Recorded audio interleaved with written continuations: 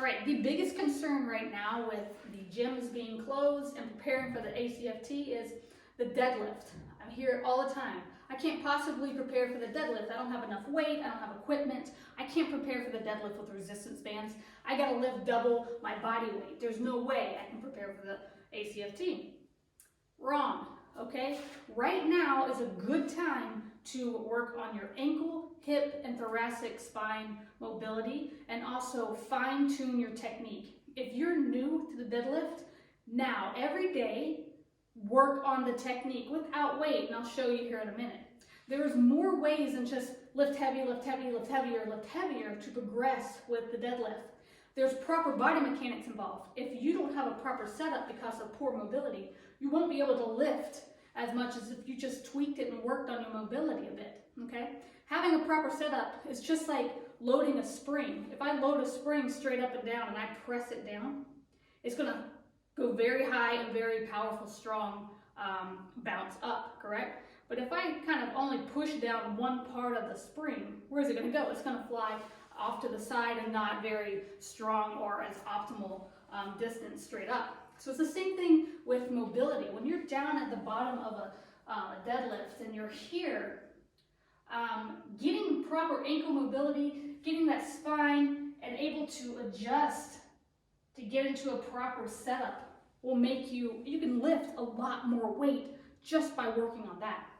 And fine-tuning your technique, okay?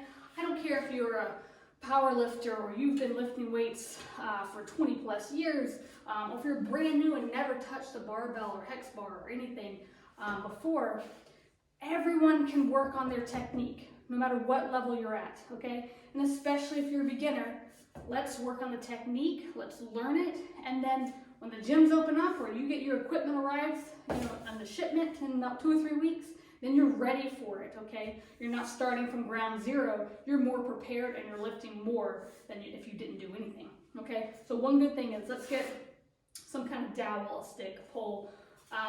You're gonna put it on your back and have 3 points of contact.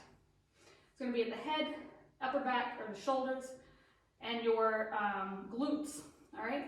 So from here, you're gonna hold one hand on the curve of your lower back and the other one at the opening of your neck. And you're gonna push your hips back and keep your spine neutral, or you look this way. And we're just gonna learn the movement pattern of a hip hinge. This is very important for the deadlift. I don't care if it's a standard deadlift, a sumo deadlift, hex bar deadlift.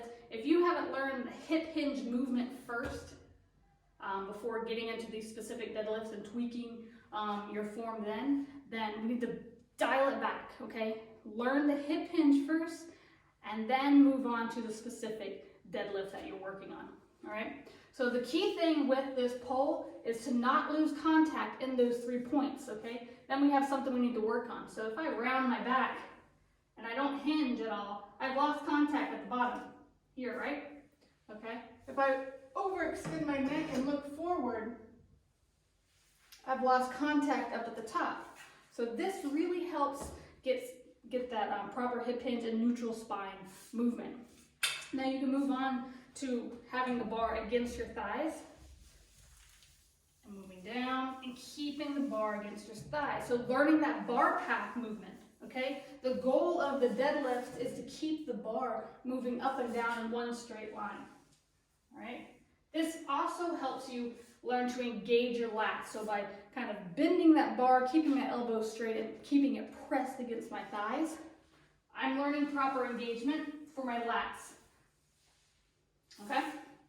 So there's a lot of things you can do to prepare. The more you practice this every day, the better you'll be, and the more it will become just a habit. It'll be natural to you when you set up with the bar and get in there. Yes, now you can add more weight to it, but I'm telling you, once you fine-tune your technique and you work on the fine-tuning of mobility, you can lift so much more just by tweaking these things, all right?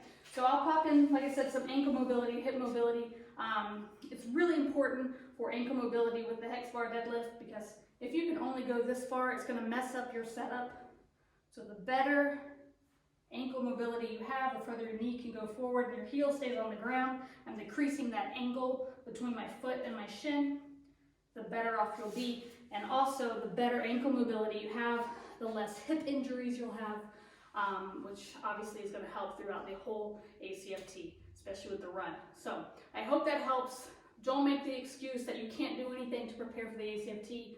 Dial it back a bit. It's not all about lifting heavy all the time. We need to really fine tune the little things to get you the best results.